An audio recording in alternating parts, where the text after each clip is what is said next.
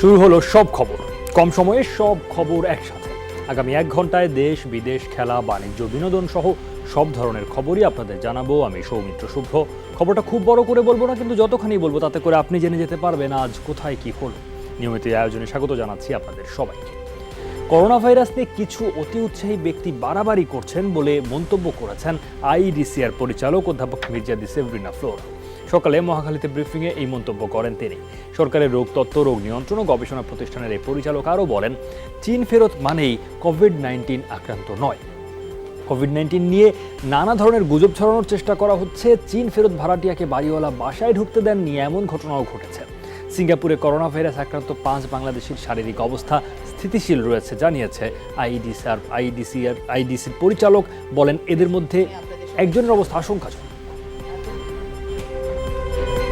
আবুধাবিতে একজন বাঙালি corona positive বলে শনাক্ত হয়েছেন।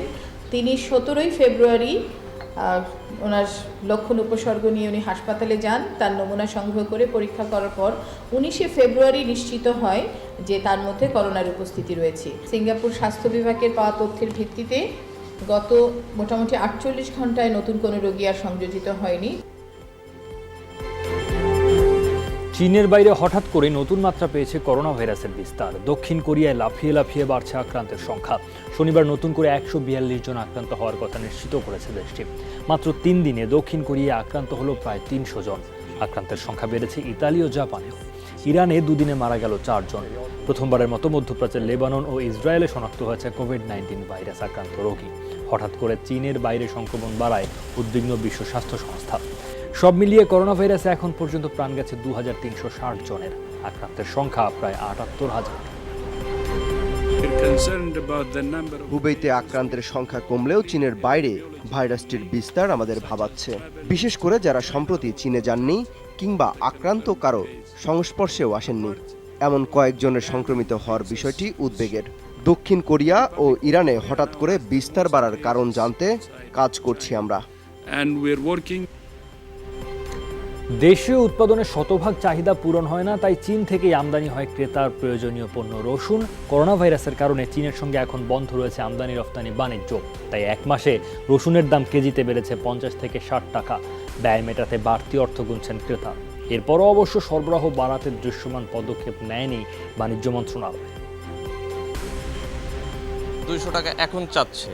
আমি কিছুদিন আগে, 1 সপ্তাহ আগেও রসুন কিনছি আপনার 150 টাকা, 160 টাকা করে। বাড়ার আগে ছিল আপনার চায়না রসুন ছিল 130 থেকে 35 টাকা পাইকারি দাম, আর খুচরা বিক্রি করছে 140 থেকে 150 টাকা। করোনা ভাইরাসটা বেশি দীর্ঘস্থায়ী, হয়তো বা রসুনের বাজারটা একটু বাড়ার সম্ভাবনা আছে। একটা পণ্যের জন্য একটি মাত্র দেশের উপরে নির্ভরশীল থাকবেন, তত ওই দেশের সাথে কোনো একটা বাণিজ্য সমস্যা তৈরি হলে তত বেশি প্রভাব পড়বে ওই পণ্যটার উপরে। করোনা ভাইরাসের কারণে বাণিজ্য কার্যক্রমে স্থবিরতা দেখা দিয়েছে। নতুন ঋণপত্র খোলাও বন্ধ রয়েছে বলে জানিয়েছেন এফবিসিসিআই সভাপতি শেখ ফজলে ফাহিম। মতিঝিলে করোনা ভাইরাস সম্ভাব্য প্রভাব ও করণীয় নিয়ে সংবাদ সম্মেলনে তিনি কথা বলেন। জানান, আর্থিক ক্ষতি এখনও নিরূপণ করা সম্ভব হয়নি, তবে ব্যাংকিং, পেমেন্ট, সরবরাহ, উৎপাদন ও রপ্তানিতে প্রভাব পড়ার সম্ভাবনা আছে। বলেন, যে সমস্ত শিপমেন্টে সময় লাগছে তাদের অন্য উৎস থেকে পণ্য আমদানি করতে ব্যাংকগুলোকে ঋণ সহায়তা দেওয়ার আহ্বান জানান এফবিসিসিআই সভাপতি। তবে এখন পর্যন্ত উৎপাদন চলছে বলে সংবাদ সম্মেলনে জানিয়েছেন এফবিসিসিআই সহসভাপতি সিদ্দিকুর রহমান। বাংলাদেশও বড়ভাবে এফেক্টেড হওয়ার সম্ভাবনা আছে, যেই কারণে আমরা মনে করছি পেমেন্টের ব্যাপার আছে ব্যাংকের সাথে, সেখানে একটা প্রভাব পড়বে। সরবরাহে প্রভাব পড়ার সম্ভাবনা আছে, প্রোডাকশনে আপনার একটা প্রভাব পড়ার সম্ভাবনা আছে, এবং এক্সপোর্টেও একটা প্রভাব পড়ার সম্ভাবনা আছে। এখন পর্যন্ত প্রোডাকশন চলছে, তবে প্রোডাকশন টোটাল ম্যানুফ্যাকচারিং খাতেই কিন্তু একটা ধাক্কা লাগবে। আমাদের উদ্দেশ্য একটাই, যে ড্যামেজ রিপেয়ারিং আমরা কতটুকু করতে পারি। এটা শুধু সহায়তা দিয়ে হবে না, অনেক কিছু আছে। করোনা ভাইরাসের প্রকোপ বাড়তে থাকলে বিশ্ব অর্থনীতিতে দীর্ঘমেয়াদে বড় ধরনের প্রভাব পড়বে, যার ভুক্তভোগী হবে বাংলাদেশও। এই কারণে চীনের ওপর নির্ভরশীলতা কমাতে সরকারের প্রতি আহ্বান জানিয়েছেন অর্থনীতিবিদ ডক্টর আকবর আলী খান।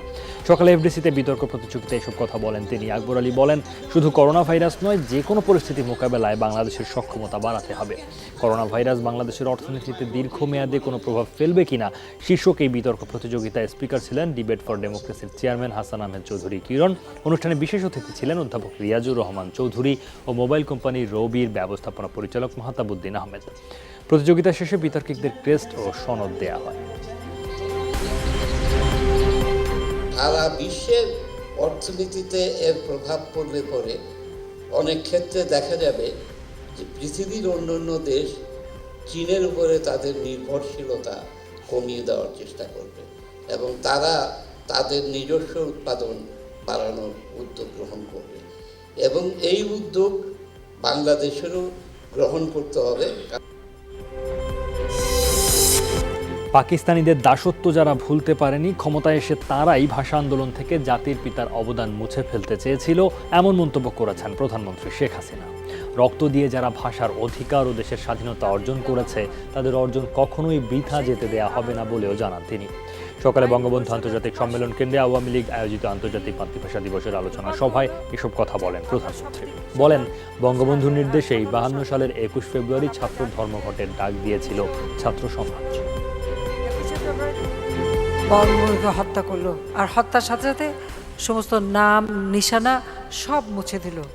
ভাষা আন্দোলন থেকে তাকে মুছে দিল, মুক্তিযুদ্ধের ইতিহাস থেকেও মুছে দিল। কিন্তু ইতিহাস মুছে ফেলা যায় না, আজকে তা প্রমাণিত সত্য। আমি বাংলাদেশের মানুষের প্রতি, জনগণের প্রতি আমার কৃতজ্ঞতা জানাই এই কারণে যে বারবার তারা ভোট দিয়েছে, বাংলাদেশের জনগণের সেবা করার সুযোগ দিয়েছে। সাপ্তাহিক ছুটির দিনে অমর একুশে বইমেলায় ক্রেতা দর্শনার্থীদের উপচে পড়া ভিড়। সহকর্মী মনিরুল ইসলাম আছেন বইমেলা প্রাঙ্গণে, সরাসরি যাচ্ছি তার কাছে। মনির, মেলায় এই পড়ন্ত বেলায় পাঠক এবং দর্শনার্থীদের সমাগম কেমন দেখছেন?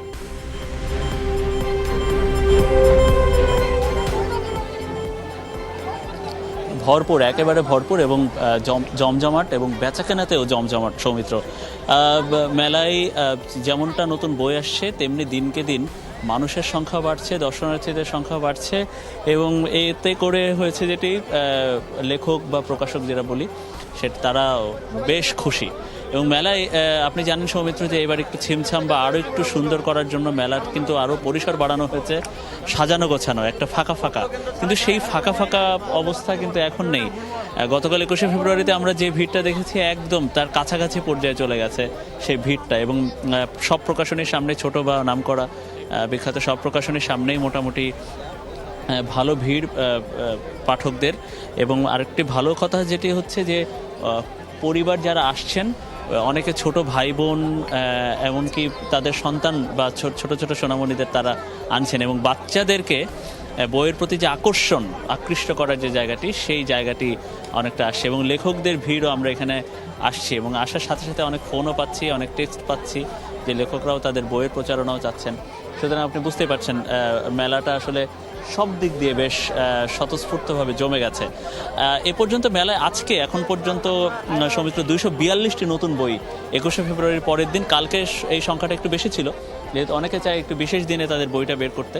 তো এই 242টি বই আজকে বের হয়েছে এবং এখন পর্যন্ত এই 242টি সহ এখন পর্যন্ত গত এই 22 দিনে 3321টি বই, 3300-র বেশি বই বের হয়েছে এখন পর্যন্ত মেলায়। এবং আগামী যে 5-7 দিন রয়েছে এই সংখ্যাটা আরও বাড়বে নিশ্চয়ই এই বই মেলায়। তো এই জমজমাট অবস্থা, সেটা এই যে 28 তারিখ ফেব্রুয়ারির বা 29 তারিখ পর্যন্ত এরকমটি থাকবে, এমনটা আশা করছেন নিশ্চয়ই প্রকাশক, লেখক বা এই আয়োজকরা। সৌমিত্র। হ্যাঁ, লিপি আর তো মনির, ধন্যবাদ আপনাকে। সাপ্তাহিক ছুটির দিনে অমর একুশে গ্রন্থমেলার সকালটা ছিল শিশুদের দখলে। কোমলমতি শিশু কিশোরদের পদচারণায় বেলা 11টা থেকে দুপুর 1টা পর্যন্ত মুখর ছিল বইমেলার শিশু প্রহর। বাবা মার হাত ধরে ঘুরে বেরিয়েছে শিশু চত্বরে। সিসিমপুরে খেলা করাটা ছিল শিশুদের জন্য বাড়তি আনন্দের। তারপর স্টল ঘুরে পছন্দের বই কিনেছে শিশুরা। রহস্য আর রোমাঞ্চের গল্পের বই রয়েছে শিশুদের পছন্দের তালিকায়।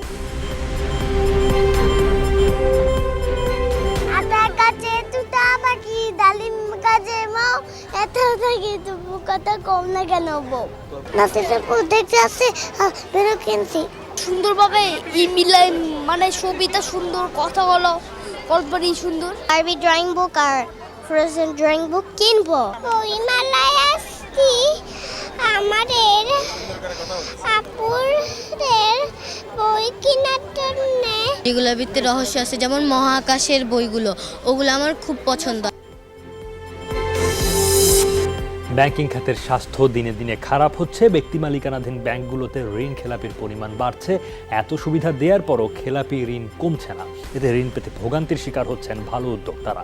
প্রস্তাবিত ব্যাংক কমিশন গঠন নিয়ে Centre for Policy Dialogue CPD আয়োজিত সেমিনারে বক্তারা এসব কথা বলেন বর্তমানে 1,16,288 কোটি টাকা খেলাপি ঋণ, যা দিয়ে পদ্মা সেতু, মাতারবাড়ি প্রকল্প সহ বড় বড় মেগা প্রকল্প বাস্তবায়ন করা যেত। এই কমিশন কি শুধু ব্যাংকিং খাতি দেখবে, নাকি ব্যাংক বহির্ভূত আর্থিক প্রতিষ্ঠানগুলোকেও দেখবে? ব্যাংক বহির্ভূত আর্থিক প্রতিষ্ঠানগুলোর অবস্থা তো ব্যাংকিং খাতের চেয়েও খারাপ অবস্থার ভিতরে আছে, এবং এই সেহেতু এটা কি ব্যাংকিং কমিশনে হবে না ফাইন্যান্সিয়াল সেক্টর কমিশন হবে? আমি এই বিষয়টি আপনাদের সামনে দিচ্ছি। চেয়ারপারসন খালেদা জিয়ার মুক্তির দাবিতে রাজধানীর মিরপুরে বিএনপির এক মিছিলে পুলিশের লাঠিপেটায় সিনিয়র যুগ্ম মহাসচিব রিজভী আহমেদ সহ বেশ কয়েকজন আহত হয়েছেন। সকাল 11টার দিকে মিরপুর 6 নম্বরে ঘটনাটি ঘটে। বিএনপির সিনিয়র যুগ্ম মহাসচিব রুহুল কবির রিজভী সহ অন্তত 10 জন আহত হয়েছেন। তারা বলেন, মহানগর বিএনপি, যুবদল ও ছাত্রদলের নেতাকর্মীদের ওই মিছিল মিরপুর 6 নম্বর কাঁচাবাজার থেকে শুরু হয়ে মিরপুর 11 নম্বরের দিকে এগোনোর সময় পুলিশের বাধার মুখে পড়ে। সেখানে পুলিশ লাঠিপেটা করে তাদের ছত্রভঙ্গ করে দেয়। 5 জেলায় সড়ক দুর্ঘটনায় 9 জন নিহত হয়েছেন। এর মধ্যে টাঙ্গাইলে কাভার্ড ভ্যান লেগুনা সংঘর্ষে মারা গেছেন 4 জন। ভোরে ঢাকা টাঙ্গাইল মহাসড়কের গোড়াই এলাকায় এই ঘটনা ঘটে। হাইওয়ে পুলিশ জানায়, পাম্পে তেল নিতে ঢোকার সময় যাত্রীবাহী লেগুনাকে পেছন থেকে ধাক্কা দেয় কাভার্ড ভ্যান। এতে আহত হয় 7 জন। তাদেরকে স্থানীয় হাসপাতালে নেওয়া হলে 4 জনের মৃত্যু হয়। তারা হলেন গাইবান্ধার জাহানুর ও তপন, টাঙ্গাইলের মর্জিনা এবং রংপুরের রাশেদা। সবাই স্থানীয় নাসির গ্লাস ইন্ডাস্ট্রিতে কর্মরত ছিলেন বলে জানা গেছে। কুষ্টিয়ার ভেড়ামারায় ট্রাক ট্রলি সংঘর্ষে মারা গেছেন 2 জন। এছাড়া মানিকগঞ্জ, গোপালগঞ্জ ও পটুয়াখালীতে সড়কে প্রাণ হারিয়েছেন আরও 3 জন।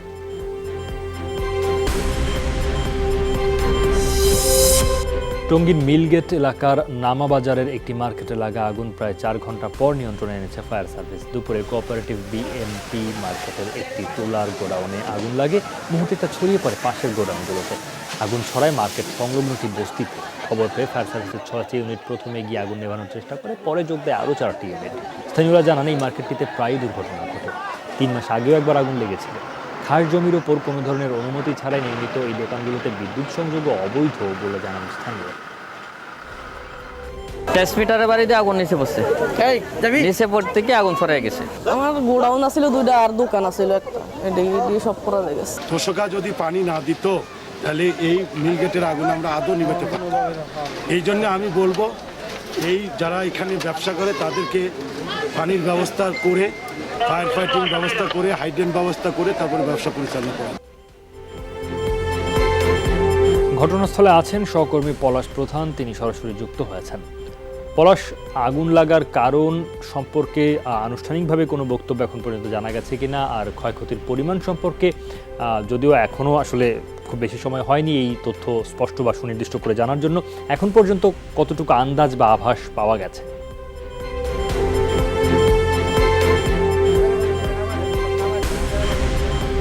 সৌমিত্র, কি কারণে আগুন লেগেছে বা কোথা থেকে আগুনটি লেগেছে সেই বিষয়ে ফায়ার সার্ভিস এখন আমাদেরকে নিশ্চিত করে নেই। তাছাড়াও প্রাথমিকভাবে যে বিষয়টি ধারণা করছে, যে ফায়ার সার্ভিস যে বিষয়টি ধারণা করছে যে বৈদ্যুতিক শর্ট সার্কিট থেকে মূলত এই অগ্নিকাণ্ড সংঘটিত হতে পারে। তাছাড়া এই মার্কেটটি প্রায় এই অগ্নিকাণ্ডের ঘটনা ঘটে থাকে। বিশেষ করে গাজীপুরের মধ্যে সবচেয়ে বেশি আমরা এই মিলগেটের এই মার্কেটে মূলত আমরা এই অগ্নিকাণ্ডের ঘটনার খবর পেয়ে থাকি। তাছাড়াও এই মার্কেটটি সর্বোপরি আমরা এখানকার স্থানীয় সহ ফায়ার সার্ভিস, পুলিশ প্রশাসন যে বিষয়টি বলেছে যে এটি একটি সরকারি জায়গা, সেখানে স্থানীয় একটি প্রভাবশালী মহল তাদেরকে বিভিন্নভাবে যোগসূত্র করে এই মার্কেটে স্থাপন করে আসছে। গত 3 মাস আগে টঙ্গী ফায়ার সার্ভিস সহ স্থানীয় গাজীপুর, উত্তরা ফায়ার সার্ভিস তাদেরকে লিখিত নোটিশ দেওয়া হয়েছে এখানে যেন তাদের ফায়ার সেফটি নাই, যেহেতু সরকারি জায়গা সেহেতু এখানে তারা এই ব্যবস্থাটি এইভাবে তারা অবৈধভাবে ব্যবসা করতে পারে না। সে আলোকে কিন্তু তারা কিন্তু প্রভাব খাটিয়ে কিন্তু এখনো কিন্তু তারা এইখানে ব্যবসা বাণিজ্য করে যাচ্ছে। আর তাছাড়া ক্ষয়ক্ষতি পরিমাণ এখনো ফায়ার সার্ভিস আমাদেরকে নিশ্চিত করে। তারা বলছে যে আগুন নিয়ন্ত্রণ হয়েছে 4টার মধ্যে, কিন্তু এখনো তাদের আগুনের নির্বাপকের কাজ এখনো চলছে। তারা বলছে রাত 10টা থেকে 12টার মধ্যে যেতে পারে। তারপর তারা একটি তদন্ত কমিটির মাধ্যমে তারা জানানো হবে যে কতগুলো পরিমাণে ক্ষতি পড়েছে। তাছাড়া আমরা দেখেছি যে শতাধিক তুলার গোডাউন এখানে পুড়ে ছাই হয়েছে, এখনো কিন্তু আগুন জ্বলছে। যেহেতু তুলার বিষয়, সেটি কিন্তু এই আগুনটা ধীর গতিতেই চলে। হ্যাঁ, সময় লাগারই কথা। পলাশ, আপনাকে ধন্যবাদ। ঠান্ডাজনিত রোগে রংপুর মেডিকেলে গত 3 সপ্তাহে 22 শিশুর মৃত্যু হয়েছে। ভর্তি হয়েছে অন্তত 450 শিশু। শিশু ওয়ার্ডের কনসালটেন্ট মনিকা মজুমদার জানান, তাপমাত্রা ওঠানামার কারণে এই সময়ে জ্বর, সর্দি কাশি ও নিউমোনিয়া আক্রান্ত হচ্ছে নানা বয়সী মানুষ। এর মধ্যে শিশুর সংখ্যাই বেশি। ওয়ার্ডে ভর্তি 4 শতাধিক শিশুকে নিবিড় চিকিৎসা দেওয়া হচ্ছে। ভালোভাবে হাতটা পরিষ্কার রাখা, প্রয়োজন মতে জীবাণুরোধক লোশন ব্যবহার করা, যেটাকে আমরা স্যানিটাইজার বলি এটা। তারপরে ধরুন কফ এটিকেট, যেমন কাশির সময় মুখে হাত দিয়ে ব্যারিয়ার করে কাশা, বা হাঁচি দেওয়ার সময় এটাকে ব্যারিয়ার করা। রাজধানীর গ্রিন রোডে গ্রিন ফার্টিলিটি সেন্টারে রোগী দেখছেন অনুমোদনবিহীন ভারতীয় চিকিৎসকরা। বিএমডিসির অনুমতি ছাড়া এইসব ডাক্তাররা বাংলাদেশে এসে রোগী দেখছেন। দুপুরে এই সেন্টারে গিয়ে এমন অবৈধ ডাক্তারের খোঁজ পায় foundation for doctor safety and রাইটসের প্রতিনিধি দল। এ সময় দলটি ভারত থেকে আসা ডাক্তারদের রোগী দেখবার অনুমতিপত্র আছে কিনা তা জানতে চান। চিকিৎসকদের অভিযোগ, অসাধু মেডিকেল ব্যবসায়ীরা এভাবে ভারতের ডাক্তারদের রোগী দেখার সুযোগ করে দিচ্ছে।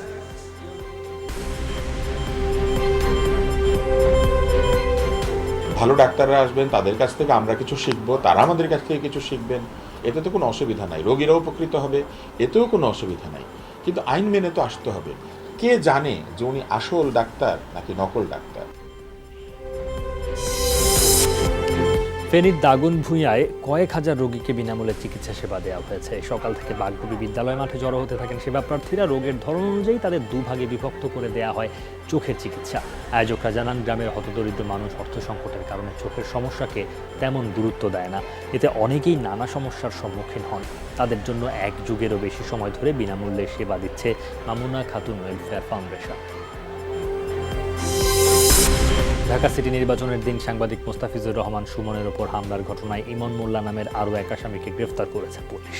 এর আগে ঢাকা সিটি কর্পোরেশন নির্বাচনে দায়িত্ব পালনের সময় সাংবাদিক মোস্তাফিজুর রহমান সুমনের ওপর হামলার ঘটনায় ইসমাইল নামে একজনকে গ্রেফতার করে পুলিশ।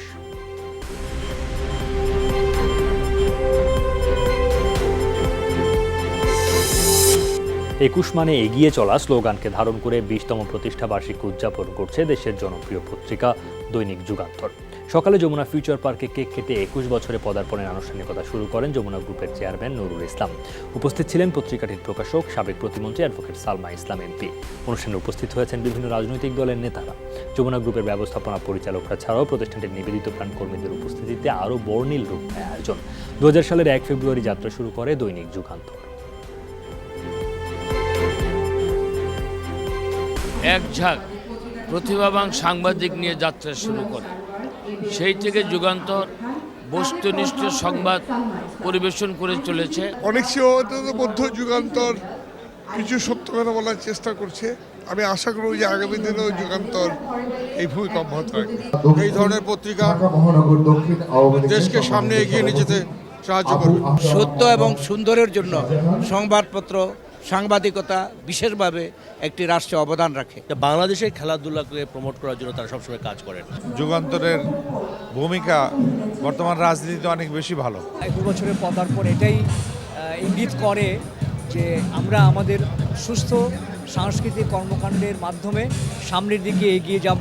আমি প্রত্যাশা করি যে নতুন যুগের চাহিদা, নতুন প্রযুক্তি এবং নতুন উপস্থাপনা কৌশল নিয়ে যুগান্তর আরো এগিয়ে যাবে। জনগণের ভালোবাসা পেয়েছি বস্তুনিষ্ঠতার কারণে, সত্য সংবাদ প্রকাশের কারণে, নির্ভীক সাংবাদিকতার কারণে। ভবিষ্যতে আমাদের অঙ্গীকার থাকবে যে আমরা এটি অব্যাহত রাখবো। বিগত 20টি বছরের অনেক ঝড়ঝাপটা মোকাবেলা করে টিকে থাকতে হয়েছে যুগান্তরকে। সগৌরবে টিকে আছে যুগান্তরের নীতি। অক্লান্ত পরিশ্রমের কারণেই আমরা আজকে যুগান্তরকে একটি জায়গায় প্রতিষ্ঠিত করেছি। দেশ আগে বাড়ছে, উন্নয়ন হচ্ছে, আমরা সেই উন্নয়নের সহযোগী হতে চাই। বাংলাদেশ জিম্বাবুয়ে একমাত্র টেস্টের খবর। অধিনায়ক ক্রেইগ আরভিনের সেঞ্চুরিতে মিরপুরে প্রথম দিন শেষে 6 উইকেটে 228 রান করেছে জিম্বাবুয়ে। বাংলাদেশের স্পিনার নাইম হাসান নিয়েছেন 4 উইকেট। ম্যাচের অষ্টম ওভারেই বাংলাদেশকে সাফল্য এনে দেন pacer Abu Zayed Rahi.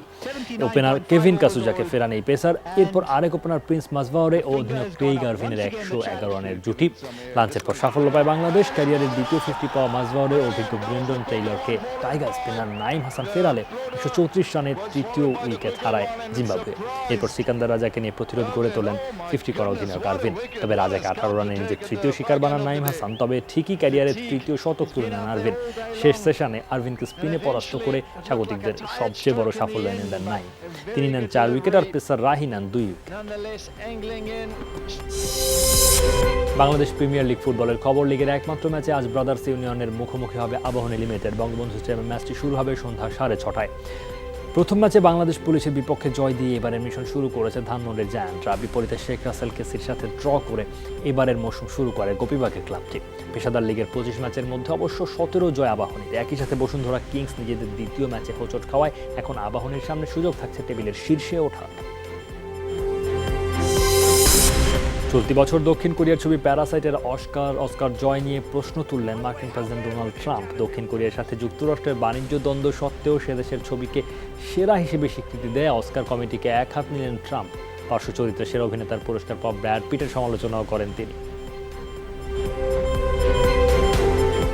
By the way, how bad were the Academy Awards this year? Did you see? And the winner is a movie from South Korea. What the hell was that all about? Best foreign movie. No, it was did this ever happen before? And then you have Brad Pitt. I was never a big fan of his. He got up and said a little wise guy statement. আফগানিস্তানে যুক্তরাষ্ট্র, আফগান সরকার ও তালেবানের সম্মতিতে অস্ত্রবিরতি কার্যকর হয়েছে। শুক্রবার মধ্যরাত থেকে কার্যকর হয় এই অস্ত্রবিরতি। সমঝোতা অনুসারে এই সময়ে বড় কোনো অভিযান চালাবে না কোনো পক্ষ। এর আগে আফগানিস্তান থেকে মার্কিন সেনা প্রত্যাহারের বিষয়ে তালেবানের সাথে 29 ফেব্রুয়ারি চুক্তি হতে পারে বলে জানান মার্কিন পররাষ্ট্রমন্ত্রী মাইক পম্পেও। বলেন, এর ফলে দেশটিতে দীর্ঘ 18 বছরের সংঘাত অবসানের পথ খুলে যেতে পারে। শান্তি প্রতিষ্ঠায় তালেবানের সদিচ্ছারও প্রমাণ মিলবে অস্ত্রবিরতির এই সময়।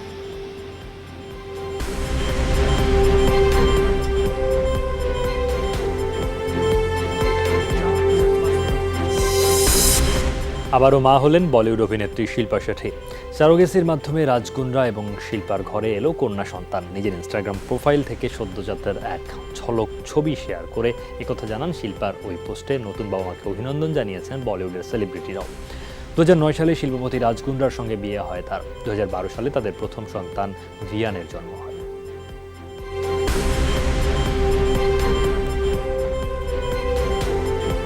সর্বস্তরে বাংলা ভাষার ব্যবহারের জন্য প্রথম আইন করেছিলেন হুসেইন মোহাম্মদ এরশাদ। সেই ব্যবহার নিশ্চিত করতে অন্তত আরও 2টি বিদেশি ভাষা জানা থাকা অত্যন্ত জরুরি বলে মনে করেন জাতীয় পার্টির চেয়ারম্যান গোলাম মোহাম্মদ কাদের।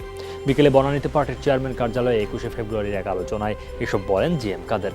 শিক্ষা ও গবেষণা ক্ষেত্রে বিশেষ করে ইংরেজি ভাষায় লেখা বইগুলো অনুবাদ করতে এর কোনো বিকল্প নেই বলেও মন্তব্য তার। আলোচনা সভায় জাতীয় পার্টির শীর্ষ নেতাদের পাশাপাশি বিভিন্ন জেলা থেকে আসা নেতারা উপস্থিত ছিলেন। বক্তব্য রাখেন অঙ্গ সংগঠনের সভাপতিরা। আলোচনা শেষে লেবার পার্টি থেকে কয়েকজন নেতা আনুষ্ঠানিকভাবে যোগ দেন জাতীয় পার্টিতে।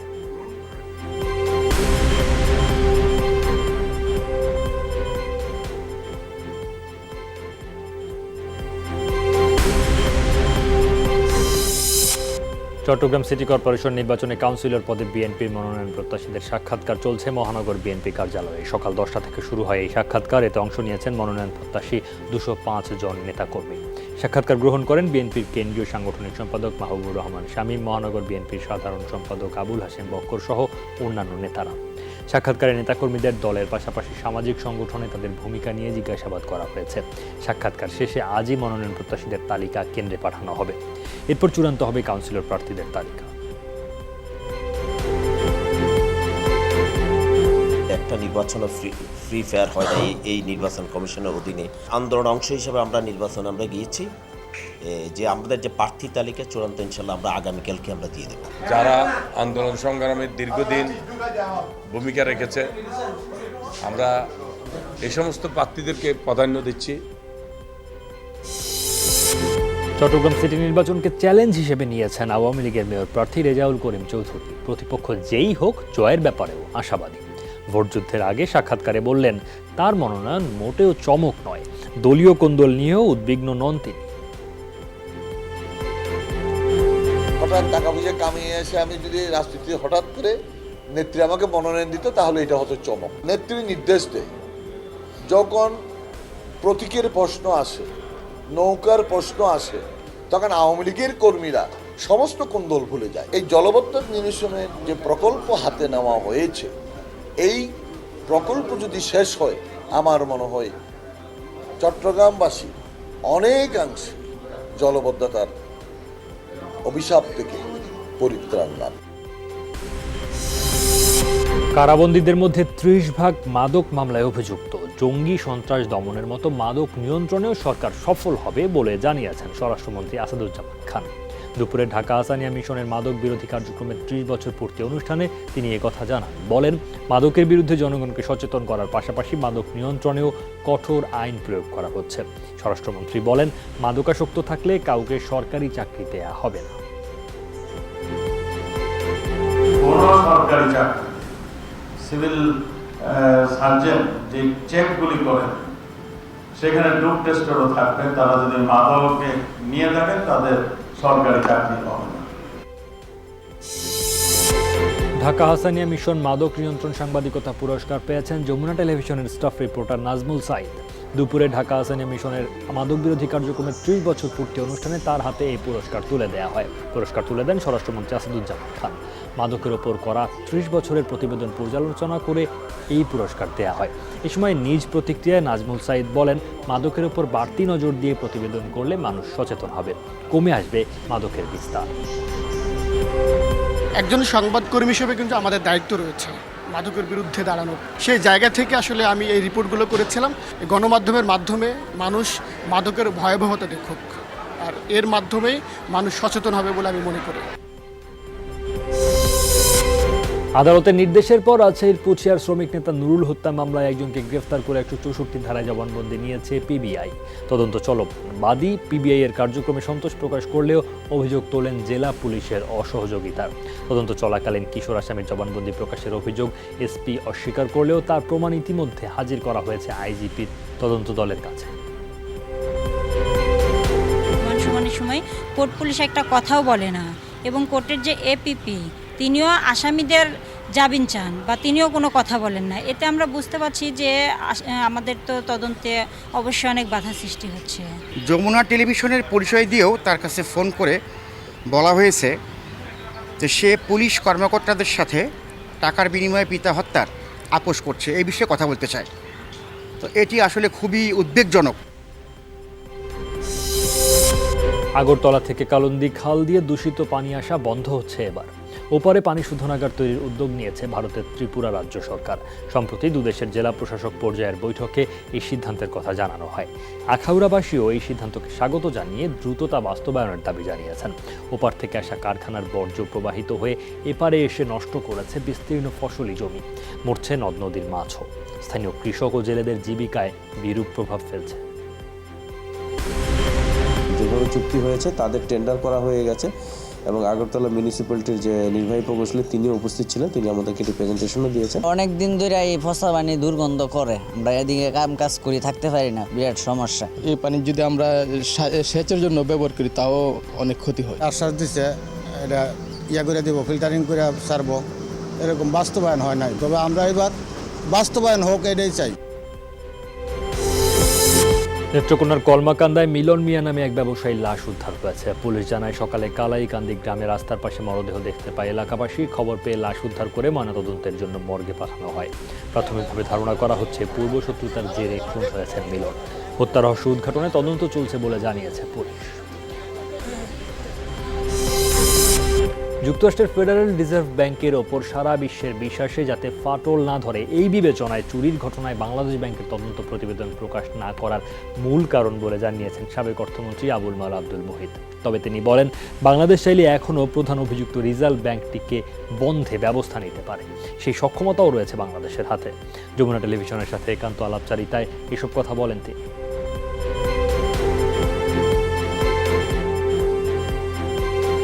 রিজার্ভ চুরির মধ্যে গিলটি পার্টি ইজ যাদের কাছে আমরা টাকা রাখি, ফেডারেল রিজার্ভ। ওইখানে এরকম একটা চুরি হয়েছে, এইটা নিয়ে সকলেই একটু চিন্তিত এবং সকলেই একটু লজ্জিত। Banking flourishes on trust.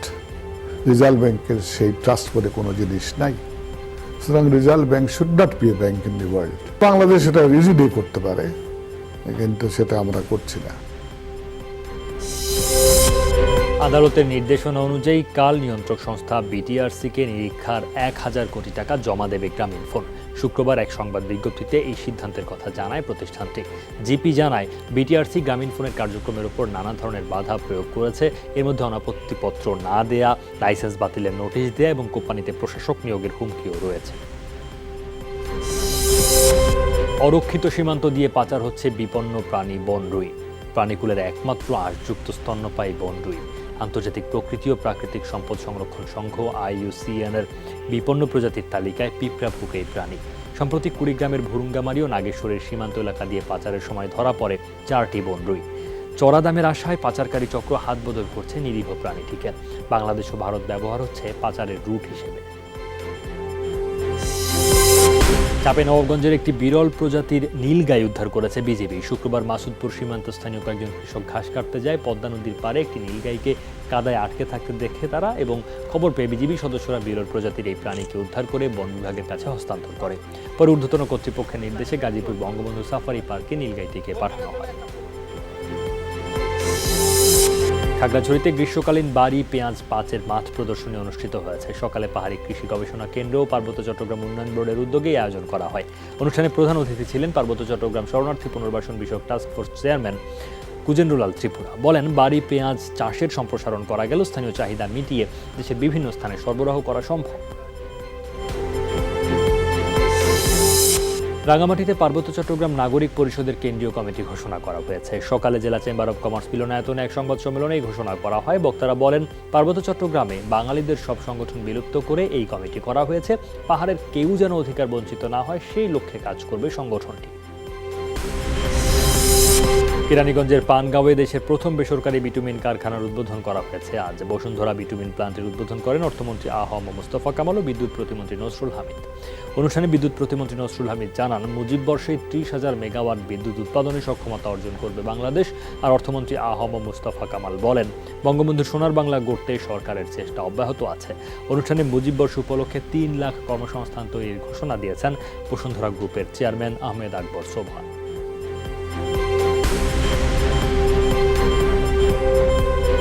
আমাদের ক্যাপাসিটি প্রায় 22 থেকে 23,000 মেগাওয়াট। আগামী বছরে হয়ে যাবে এটা 24,000 মেগাওয়াট। 21 সালের মধ্যে আমরা 30,000 মেগাওয়াটের দিকে চলে যাব, যেখানে মাস্টার প্ল্যানে আমরা 24,000। বসুন্ধরার কাছে আমরা কৃতজ্ঞ। আজকে এখানে আমাদের আর বাইরে থেকে ইম্পোর্ট করতে হবে না, নিজের দেশেই আমরা আমাদের চাহিদা মেটাতে পারে এমন বিটামিন আমরা পাবো। নারীর সাফল্যের স্বপ্নের অনুপ্রেরণা, এই প্রতিপাদ্যকে ধারণ করে আয়োজিত হলো উইমেন এম্পাওয়ারমেন্ট মিট 2020। অ্যাসিড দগ্ধ নারী, প্রতিবন্ধী নারী এবং তৃণমূল পর্যায়ের নারীদের অংশগ্রহণে রাজধানীর গুলশানে আয়োজন করা হয় বিশেষ এই মেলা। পাওয়ার অব শি সুবিধাবঞ্চিত নারীদের স্বপ্ন বাস্তবায়নের এই সুযোগ করে দেয়। মেলায় বিনামূল্যে দেওয়া স্টলে নারীরা তাদের পণ্যগুলো প্রদর্শন ও বিক্রির সুযোগ পান। পাওয়ার অব শি সংগঠনটি নারীদের স্বাস্থ্যগত বিষয় সহ তাদের জীবনের সাথে সংশ্লিষ্ট বিভিন্ন বিষয় নিয়ে কাজ করে থাকেন। অনুষ্ঠানে প্রধান অতিথি ছিলেন তথ্য প্রতিমন্ত্রী ডাক্তার মুরাদ হাসান।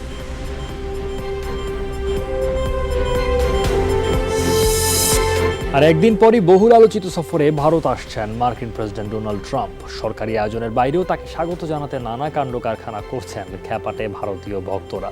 ট্রাম্পকে রীতিমতো দেবতার আসনে বসিয়েছেন তেলেঙ্গানার বুসা কৃষ্ণ। ভারত সফরকে স্বাগত জানাতে গান তৈরি করেছে কট্টরপন্থী দল হিন্দু সেনা।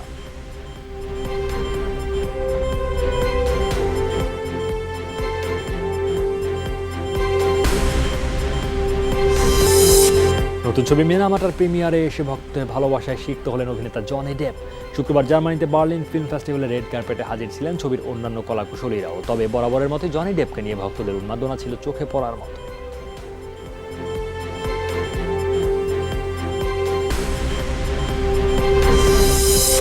21 পদকপ্রাপ্ত দেশবরেণ্য গীতিকবি ও চলচ্চিত্র পরিচালক গাজী মাজহারুল আনোয়ারের আজ জন্মদিন। অসংখ্য জনপ্রিয় ও কালজয়ী গানের রচয়িতা তিনি। নির্মাতা হিসেবে উপহার দিয়েছেন বেশ কিছু ব্যবসা সফল সিনেমাও।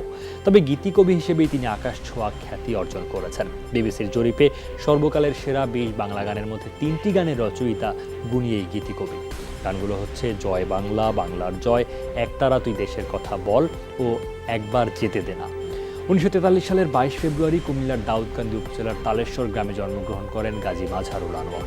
1964 সাল থেকে তিনি তৎকালীন রেডিও পাকিস্তানে গান লেখা শুরু করেন। এখন পর্যন্ত তার রচিত গানের সংখ্যা 20,000-এরও বেশি। মিকা সিং মানেই বিতর্ক, চিকিৎসককে চড় দেয়া, বেপরোয়া গাড়ি চালানো সহ নানা বিতর্কে জড়িয়েছেন এই গায়ক। এবার তালিকায় যোগ হলো নতুন বিতর্ক। রহস্যজনক মৃত্যু হয়েছে মিকা সিংয়ের ম্যানেজার সৌম্য জোহেব খানের। গত 3 ফেব্রুয়ারি পশ্চিম মুম্বাইয়ের আন্ধেরিতে অবস্থিত মিকা সিংয়ের স্টুডিও থেকে ম্যানেজারের দেহ উদ্ধার করেছে পুলিশ। নেপথ্যের কারণ খতিয়ে পুলিশ ধারণা করছে মাত্রাতিরিক্ত ঘুমের ওষুধ খাওয়ায় মৃত্যু হয়েছে ওই নারীর।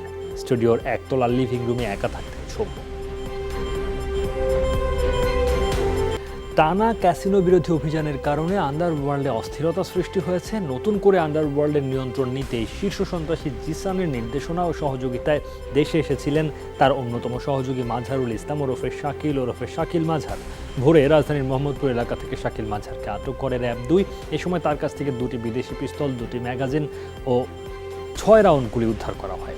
বিকেলে মিডিয়া সেন্টারে এক সংবাদ সম্মেলনে এই তথ্য জানান র্যাবের আইন ও গণমাধ্যম শাখার পরিচালক লেফটেন্যান্ট কর্নেল সারওয়ার বিন কাশেম। বলেন, শাকিল চলতি বছরের 12 জানুয়ারি সিটি নির্বাচনকে সামনে রেখে আসেন। মূলত আন্ডারওয়ার্ল্ডের শীর্ষ সন্ত্রাসী জিসানের নির্দেশ ও সহযোগিতায় দেশে নতুন করে সন্ত্রাসী কার্যক্রম প্রতিষ্ঠা করে আন্ডারওয়ার্ল্ডের নেতৃত্ব দিতে তিনি দেশে আসেন। আমাদের ধারণা কোনো একটি হীন কার্যক্রম সম্পাদনের উদ্দেশ্যেই সে ঢাকা এসেছে এবং সেই কার্যক্রমকে সামনে রেখেই সে বিভিন্ন জায়গায় রেকনেসেন্স চালাচ্ছিল। হয়তোবা তার এই অপতৎপরতার ফলে আরও কোনো মা তার ছেলেকে হারাতো কিনা আমরা কোশ্চেনটা রাখতে চাই সবার কাছে। উগ্রবাদীরা যেন নায়ক হিসেবে উপস্থাপিত হতে না পারে সেদিকে গণমাধ্যমকে লক্ষ্য রাখার আহ্বান জানিয়েছেন কাউন্টার টেরোরিজম ইউনিটের প্রধান মনিরুল ইসলাম। সকালে জাতীয় প্রেসক্লাবে উগ্রবাদ রোধে গণমাধ্যমের ভূমিকা শীর্ষক সেমিনারে তিনি এই আহ্বান জানান। মনিরুল ইসলাম বলেন, উগ্রবাদীরা তাদের প্রচার ও আদর্শ প্রতিষ্ঠায় গণমাধ্যমকে ব্যবহার করে। বৈশ্বিক সন্ত্রাসবাদ সূচকে 6 ধাপ অগ্রগতি হয়ে বাংলাদেশ এখন 31 নম্বরে অবস্থান করছে বলেও জানান মনিরুল ইসলাম। ওসামা বিন লাদেন বা তামিম চৌধুরী বা নিবরাসরা কোনোভাবেই যাতে নায়ক হিসেবে উপস্থাপিত না হয়, মিডিয়ার এই জায়গায় একটা পজিটিভ রোল প্লে করতে পারে, যে এই দেশের মানুষ, এই দেশের যে কালচার, যেটা টেরোরিজমকে বা কোনো ধরনের উগ্রবাদকেই কোনোভাবে সমর্থন করে না, প্রচার করাটা দরকার। আর এই ক্ষেত্রে আমাদেরও ভূমিকা রয়েছে। খুলনায় 39 লাখ টাকার জাল নোট সহ একজনকে আটক করা হয়েছে। পুলিশ জানায়, দুপুরে 0 পয়েন্টে তার গতিবিধি দেখে সন্দেহ হয়, পরে তার দেহ ও ব্যাগে তল্লাশি চালিয়ে জাল নোট উদ্ধার করা হয়। এই ঘটনায় লবণচূড়া থানায় মামলা হয়েছে। কাজ না করে বরং তা আটকে রাখার বিষয়ে সরকারি কর্মকর্তাদের মাঝে প্রবণতা লক্ষ্য করা যায় বলে মন্তব্য করেছেন বেসামরিক বিমান ও পর্যটন মন্ত্রণালয়ের সিনিয়র সচিব মহিবুল হক। এমন প্রবণতা দেশের পর্যটন শিল্পের বিকাশ অন্তরায় বলেও উল্লেখ করেন তিনি। পর্যটন শিল্পের বিকাশ ও সম্ভাবনা নিয়ে আয়োজিত সেমিনারে উপস্থিত ছিলেন বিমান ও পর্যটন প্রতিমন্ত্রী সহ এই খাত সংশ্লিষ্টরা। বহির্বিশ্বে দেশের সুনাম এবং সম্মান ক্ষুণ্ণ হয় এমন সংবাদ প্রকাশের ক্ষেত্রে সতর্ক থাকতে সাংবাদিকদের প্রতি অনুরোধ জানান পর্যটনের কর্তা ব্যক্তিরা। আমরা সরকারি কর্মকর্তাদের কথা বলবো, আমাদের ভিতরে সবসময় একটা নেগেটিভ অ্যাটিটিউড কাজ করে। আমি কখনোই চেষ্টা করি না যে আমার সামনে একজন লোক আসছে, তার কাজটা কত দ্রুত আমি শেষ করে দিতে পারবো, কিন্তু আমরা সবসময় চেষ্টা করি কাজটা না করে কি করে তাকে একটু ঘোরানো যায়। নিজের অ্যাটিটিউডটাকে একটু পজিটিভ করো, কাজটা কি করে দেওয়া যাবে এই চিন্তাটা করো, কাজটা কি করে না করবো এই চিন্তা থেকে বের হয়ে আসতে হবে। কুয়াকাটা সমুদ্র সৈকতের সৌন্দর্য বৃদ্ধিতে ময়লা আবর্জনা পরিষ্কার করেছে পুলিশ। সকালে সৈকতের গঙ্গামতি চরে এর উদ্বোধন করেন জেলা পুলিশ সুপার। পরে ফেলে রাখা বর্জ্য তুলে নির্ধারিত ডাস্টবিনে রাখতে দেখা যায় বাহিনীর সদস্যদের। এসপি বলেন, সামাজিক দায়বদ্ধতা থেকে এই কাজে অংশ নেয় অর্ধশতাধিক পুলিশ সদস্য। সৈকতের সৌন্দর্য বৃদ্ধিতে আগামীতে অন্যরাও অংশগ্রহণ করবে বলে আশা করেন তিনি।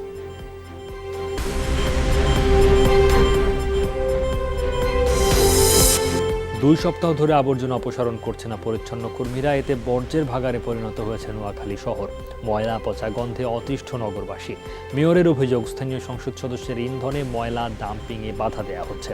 অন্যদিকে জনপ্রতিনিধি বলছেন, আবর্জনা ফেলে রাখার জন্য নতুন জায়গা খোঁজার দাবি জানিয়েছে আইয়ুবপুরবাসী। স্থানীয় লোকজন সেখানে বাধা দিচ্ছে যে ময়লা এখানে আর অপসারণ করা যাবে না, স্থানীয় সংসদ সদস্যের নিষেধ আছে। যে এলাকায় ময়লাগুলো ডাম্পিং করতো সেই এলাকার মানুষ বিক্ষুব্ধ। ইউনিয়ন চেয়ারম্যানকে অনুরোধ করেছি আগামী 2-3 মাসের জন্য যদি সুযোগ দেয়, মেয়র যায় যদি বলে, তাইলে তারা হয়তো এই সুযোগটুকু দিবে। চতুর্থবারের মতো অনুষ্ঠিত হলো art for autism. Child foundation ও ঢাকা বিশ্ববিদ্যালয়ের চারুকলা অনুষদ যৌথভাবে এই আয়োজন করে। সকালে চারুকলা অনুষদ প্রাঙ্গণে ছবি আঁকার এই উৎসবে অংশ নেয় অটিজম আক্রান্ত শিশুরা। আর্ট ফর অটিজমের উদ্বোধন করেন চারুকলা অনুষদের ডিন শিল্পী নিসার হোসেন। বলেন, অটিজম আক্রান্ত শিশুরাও সুযোগ পেলে স্বাভাবিকের মতো বিকশিত হতে পারে।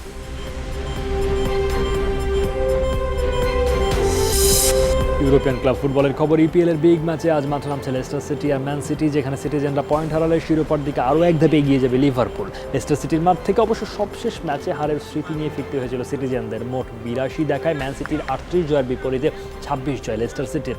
কিং পাওয়ার স্টেডিয়ামে বাংলাদেশ সময় রাত 11:30টায় শুরু হবে ম্যাচটি। ম্যাচ রয়েছে স্প্যানিশ লিগেও। লা লিগার শীর্ষস্থান ধরে রাখতে ভিন্ন ম্যাচে মাঠে নামবে বার্সা রিয়াল। নিউ ক্যাম্পে রাত 9টায় এইবার আতিথ্য দেবে বার্সেলোনা। ইনজুরির কারণে সুয়ারেজ, ডেম্বেলে আর জর্ডি আলবার খেলার সম্ভাবনা কম এই ম্যাচে। অবশ্য এইবারের বিপক্ষে হারের কোনো রেকর্ডই নেই কাতালানদের। 10 দেখার মধ্যে মাত্র একটি ম্যাচ ড্র করেছে দলটি। রাত 2টায় লেভান্তের মাঠে নামবে আরেক স্প্যানিশ জায়ান্ট রিয়াল মাদ্রিদ। টানা হারার মধ্যে থাকা লেভান্তের লিগে ভালো শুরু করলে এখন নেমে গেছে টেবিলের 13 নম্বরে। তাদের বিপক্ষে গ্যালাক্টিকোসদের জয়ের রেকর্ডও ভালো, তাই এই ম্যাচে জয়ের ব্যাপারে শতভাগ আশাবাদী loss Blancos coach Zidane. Indonesia আকস্মিক বন্যায় কমপক্ষে 8 জন নিহত হয়েছেন। এছাড়া নিখোঁজ রয়েছেন আরও 5 জন। তাদের সবাই শিক্ষার্থী। স্থানীয় প্রশাসন জানায়, একটি স্কুলের 250 শিক্ষার্থী নিয়ে জাভা দ্বীপে বেড়াতে যায় প্রতিষ্ঠানের কয়েকজন শিক্ষক। এ সময় হঠাৎই বন্যার কবলে পড়েন তারা। খবর পেয়ে উদ্ধার অভিযানে নামে দেশটির সেনাবাহিনী। ঘটনাস্থল থেকে জীবিত উদ্ধার করা হয় 239 জনকে। এদের মধ্যে বেশ কয়েকজনের অবস্থা আশঙ্কাজনক বলে জানান চিকিৎসকরা। ইরানে একাদশ পার্লামেন্ট নির্বাচনে সর্বোচ্চ নেতা আয়াতুল্লাহ আলী খামেনির অনুসারী রক্ষণশীলদের জয়ের আভাস মিলছে। বিভিন্ন গণমাধ্যমের জরিপ বলছে, বিপুল ব্যবধানে জয় পেতে পারে রক্ষণশীল প্রার্থীরা। রাজনৈতিক বিশ্লেষকদের মত, পার্লামেন্ট নির্বাচনের এই ফল প্রভাব ফেলবে আগামী প্রেসিডেন্ট নির্বাচনে। শুক্রবার দেশটির 290 আসনে প্রতিদ্বন্দ্বিতা করেন 7,000-এর বেশি প্রার্থী। ভোটাধিকার প্রয়োগ করেন 1,10,00,000 ভোটার, যা মোট ভোটারের 5 ভাগের মাত্র 1 ভাগ। ব্রাজিলে আনুষ্ঠানিকভাবে শুরু হলো রিও ডি জেনেরোর কার্নিভাল। শুক্রবার উৎসবের প্রথম দিনে সাম্বা ড্রোম মাথায় ঐতিহ্যবাহী সাম্বা স্কুলগুলো। বৃষ্টিকে উপেক্ষা করে নাচে গানে সামিল হয় হাজারো মানুষ। 26 ফেব্রুয়ারি পর্যন্ত চলবে উৎসব।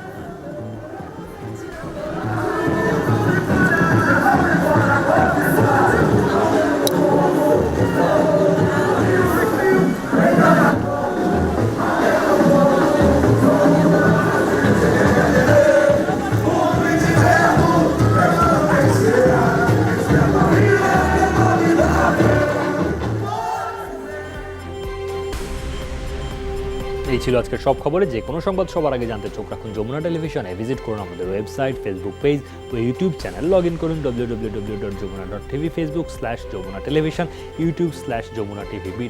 এতক্ষণ সাথে থাকার জন্য ধন্যবাদ।